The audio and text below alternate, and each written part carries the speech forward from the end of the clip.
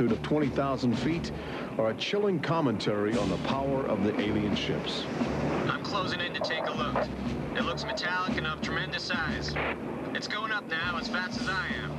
That's 360 miles per hour. I'm going after it. Moments later, Captain Mantell's mission had ended. Occasionally, the tables were turned. More than one alien craft crashed and was recovered for secret U.S. military research. The most famous case took place in July of 1947, just outside the community of Roswell, New Mexico. Famous because local officials openly admitted they had retrieved an alien ship before their commanders instructed them to keep the story confidential. What you can't explain, they reasoned, you must deny. July of 1947, the Army Air Forces at Roswell announced we had captured a flying saucer.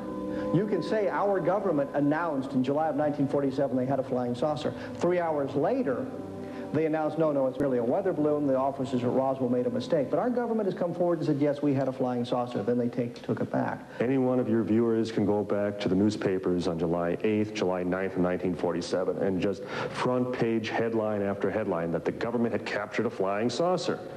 Don Schmidt from the Center for UFO Studies in Chicago is convinced that the Roswell case is the linchpin in America's ongoing alien cover-up. We have over 550 witnesses.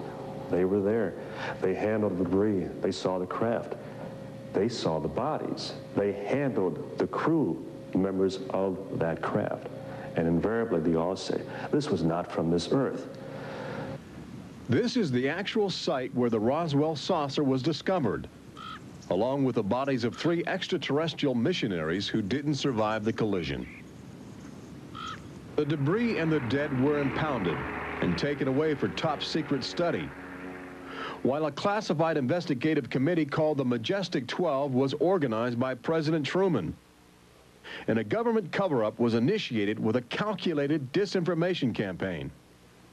The military, I know for a fact, has established what's called disinformation programs, officially sanctioned deception programs. This is covered by a regulation at Department of Defense level that's secret. This is the case with the unidentified flying objects. I cannot say that the Roswell incident was a cover-up, but I can certainly say that the government back then and today acted like it was a cover-up and has been subject to being accused of a cover-up. The flying saucer debris at Roswell was attributed to a downed weather balloon. There was no explanation for the alien body parts among the wreckage. Before long, other sightings were dismissed as optical illusions caused by electrified swamp gas, with elaborate demonstrations staged for newsreel cameras to back up the claim. But while the Pentagon refused to publicly admit aliens had arrived on Earth, their top-secret internal memos told a different story, even detailing the various ships and the creatures they had autopsied. Meanwhile, the American people fell in love with flying saucers, sensing something playful in their alien design. Before long, even the military seemed to fall under the trance of the UFOs. Government inventors began to mimic what they were seeing in the sky, in a strategy to stumble upon the secrets of advanced alien technology. These rare films chronicle those primitive efforts. At a symposium conducted by Princeton University, weird and wonderful flying machines developed for the Army go through their paces. The flying scooter, for instance, with only a 7-horsepower motor. Or this flying what have you. Just count your fingers after starting the fans.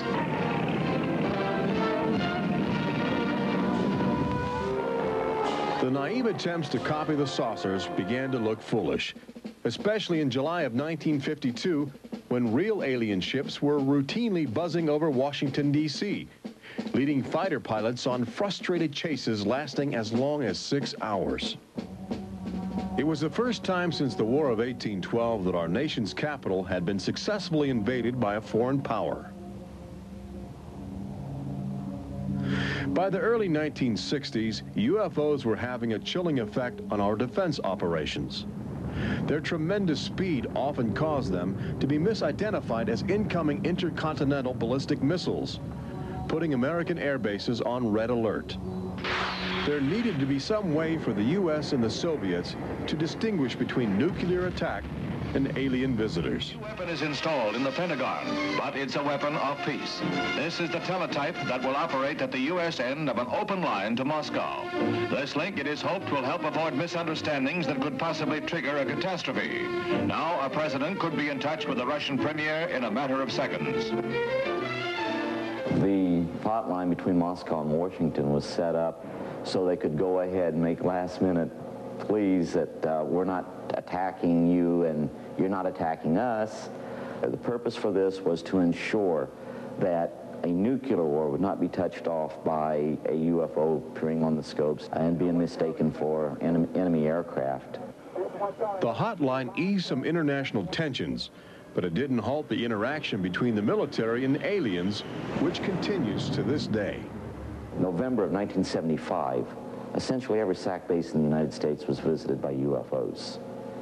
We have reason to believe that the UFOs went ahead and had some effect on changing the codes within the missiles, within the launch control facility, to change where the missiles would hit. 1976, September, Iran. 2 F-4s tried to intercept a UFO and shoot upon a UFO. The weapon systems of the planes go dead. The communication systems go dead. These are just 2 examples of cases which sound like they came out of science fiction, but in reality, they're from government documentation. Documents released by the State Department. 3 main engines up and burning. September 1991. Space Shuttle Mission 48. Commander Clayton and his crew point their cameras at the planet's horizon for a live broadcast to Earth. Many viewers noticed an alien ship playfully cavorting around the shuttle at tremendous speeds. NASA still refuses to acknowledge the incident. But since that time, the space agency no longer allows public access to live unscrambled television signals from shuttle missions. Currently in 1995, the Federal Emergency Management Agency trains personnel with a manual that suggests techniques in communicating with extraterrestrials encountered in the line of duty. This document is in marked contrast to a federal law passed by Congress in 1969, which makes it illegal for any American to have contact with an extraterrestrial, punishable by a $5,000 fine and a year in jail. Ironically, both documents were composed by a government which refuses to publicly admit that there is intelligent life on other planets. Indications are that government, military, and scientific leaders will soon release nearly a half-century of official documentation of ongoing alien encounters on Earth. Perhaps they feel it would be too embarrassing not to reveal the truth before the truth reveals itself. But these FBI files acquired through the Freedom of Information Act outline nearly 50 years of UFO reports investigated by federal agents all across America. Overwhelming evidence that something sinister is at work. But look carefully.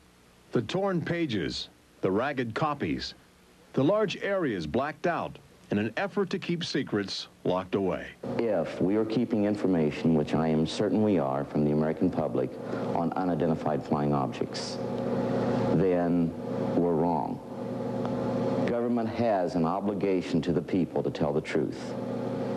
No matter what that truth might be, the people have a right to know that planet Earth is being visited by a highly evolved intelligence that is not from this world.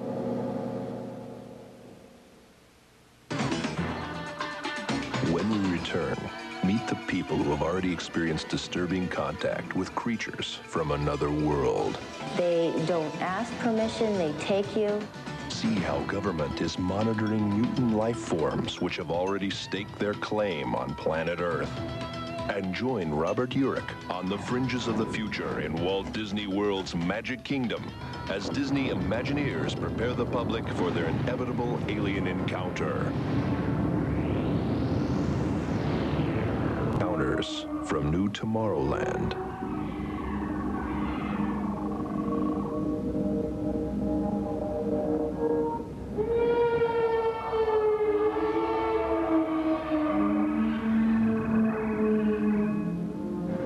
fact is, everyone encounters alien life forms each day. We've just become accustomed to ignoring the evidence. We expect the first visitors from outer space to arrive in flying saucers. But there are new scientific suggestions that the microbiotic organisms, which routinely invade human bodies in the form of viral disease, may have extraterrestrial connections. These minute alien life forms may very well be the advanced invasion force, leading the way to test Earth's environment for more complex and determined creatures.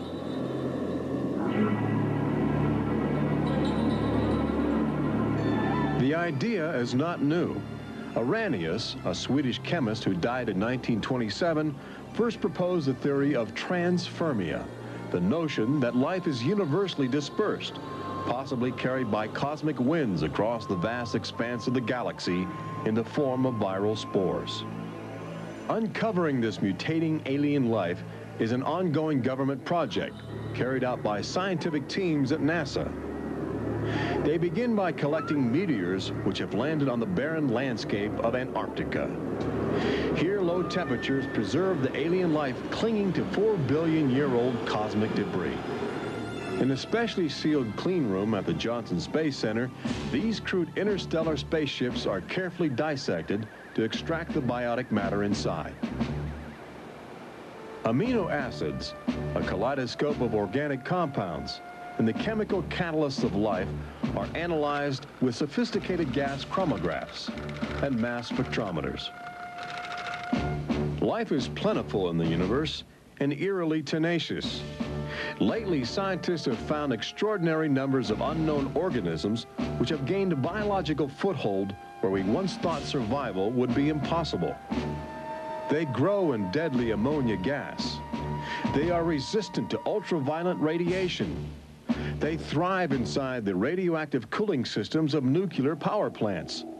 And they can even survive the vacuum of space, reanimating themselves when air and water become available. Riding inside the stone cocoon of a meteor, life can travel virtually anywhere, and a good deal of it lands on planet Earth. But just as we explore the genetic package of alien life, visitors from space are routinely examining human specimens, abducting men, women, and children in order to conduct disturbing biological experiments. Very, very few people who've had the experience are willing to talk about it publicly. There is such a kind of ridicule factor. Bud Hopkins, researcher and author of the best-selling book Intruders, is America's leading investigator into the alien abduction phenomenon and largely responsible for bringing the astonishing situation to the nation's attention. The most important thing about this, I think, in studying it, is to realize that there are very distinct patterns. This is not just a box full of crazy experiences which are mutually contradictory. The patterns start this way. People are abducted first in childhood. When I go back into my memory, I don't know a day without them. And they are then re-abducted over many, many, many years. When I saw this light on the freeway, my first reaction was, oh my God, not again.